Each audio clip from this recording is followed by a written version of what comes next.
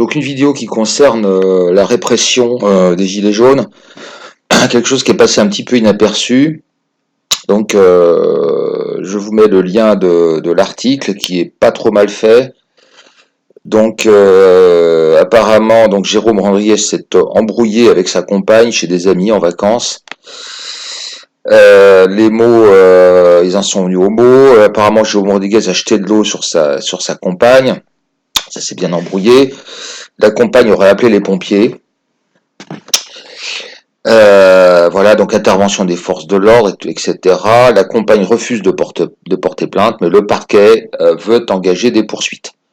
Donc ça aussi, ça fait partie des moyens totalitaires, de l'arsenal totalitaire, c'est-à-dire que, vous voyez, en France, il y a des milliers de femmes qui ont déposé des dizaines de mains courantes avec des certificats médicaux, etc., etc.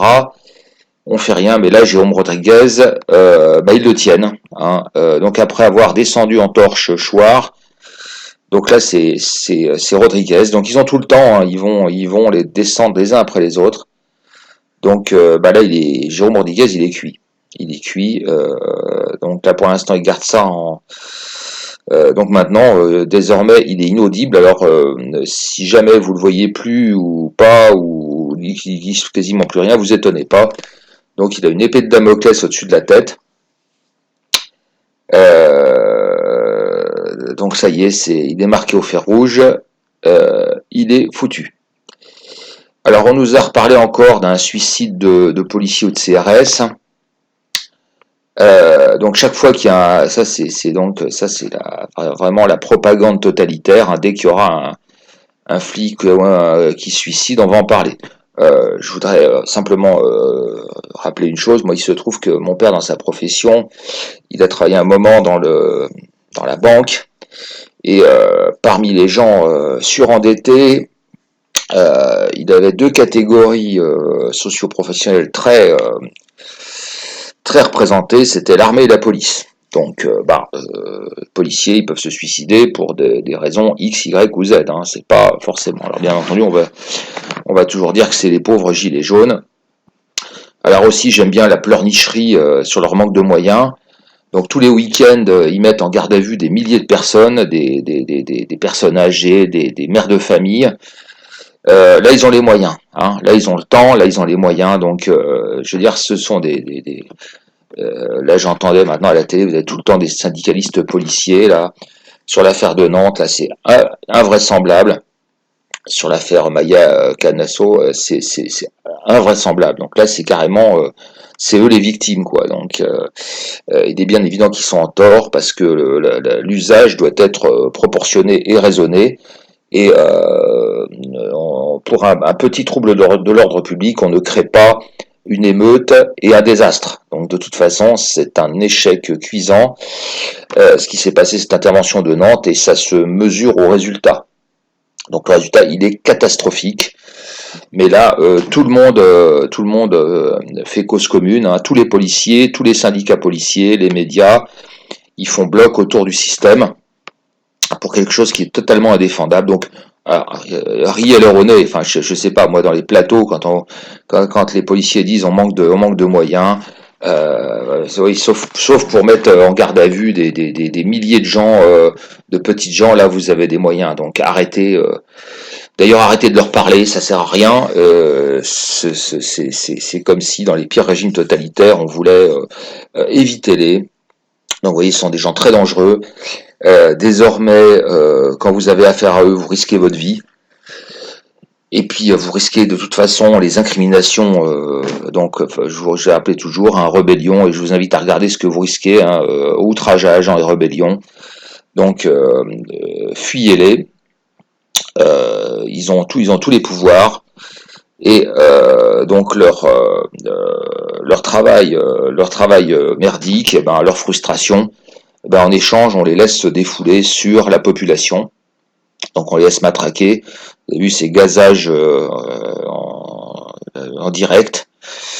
Alors qu'effectivement, j'ai retrouvé une vidéo, je crois que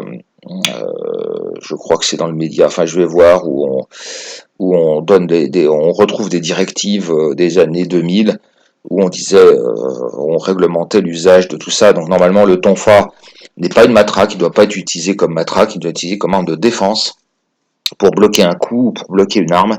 C'est pas une matraque, un tonfa. Normalement, on ne doit pas tirer au gaz lacrymogène à moins de 1 mètre, et ensuite on doit s'enquérir de l'état des gens gazés. Donc vous voyez, on est dans des choses affolantes, et puis on doit absolument pas gazer des gens qui sont statiques. On ne doit pas utiliser des gaz pour faire partir des gens qui font un sitting. Ça, c'est complètement, c'est aberrant. Enfin, tout est aberrant. Rien de ce que font les policiers n'est réglementaire. Tout est aberrant. Donc là, on en est. Je pense qu'il faut plus, et puis il faut plus passer par les IGPN, etc. Je pense qu'il faut aller au-dessus. Il faut aller dans des échelons européens et mondiaux. Il faut entamer des procédures au niveau international, parce que là maintenant on voit bien que les procureurs, la justice, tout ça marche la main dans la main. Le système bourgeois l'a fait bloc. Donc il faut plus, voilà. Et je pense que ça finira parce que d'ici peu, je pense que des gilets jaunes iront demander l'asile politique dans d'autres pays. Et je pense qu'entre parenthèses, des gens qui savent faire pas mal de choses de leurs 10 doigts, à la limite, ils seront les bienvenus en Russie ou dans d'autres pays où leurs compétences seront bien mieux reconnues et même mieux payées. Donc je pense que tout ça, ça va finir par, d'ici peu, par des demandes d'asile politique, vu ce qu'on est en train de faire subir à tous ces gens-là. Ça, à mon avis, c'est inéluctable. Hein. Quand je vois là ce qu'on fait contre eux, je veux dire, à la limite, et là, ça marquera le coup. Hein. Ça marquera le coup quand vous aurez plusieurs dizaines de gilets jaunes ou d'opposants qui demanderont l'asile politique ailleurs. Là, je pense que là, voilà. Alors l'opinion publique, ne vous faites pas d'illusions. N'attendez rien. On voit que l'opinion publique s'en fout. Les jeunes s'en foutent. Ils sont zombifiés. Les vieux détestent le peuple. Les bourgeois détestent le peuple. Donc n'attendez rien. On voit bien que les choses scandaleuses comme tous ces morts, tout ça, ça ne les touche absolument pas. Ah, on se croirait vraiment retourné sous vraiment c'est la Deuxième Guerre mondiale. Je me demande même s'il n'y a pas des lettres de dénonciation, ça serait à fouiller, qui sont envoyées. Je me pose cette question, vous voyez, je me demande s'il n'y a pas, si les commissariats ou etc ne reçoivent pas des lettres de dénonciation. C'est fort possible. Donc on retrouve cette France, cette part de la France assez abominable. Donc voilà où on en est. Donc attendons-nous à ce qu'il fasse tomber les têtes petit à petit. Hein. Donc, on n'a absolument pas parlé de Jérôme Rodriguez, hein, donc sachez-le.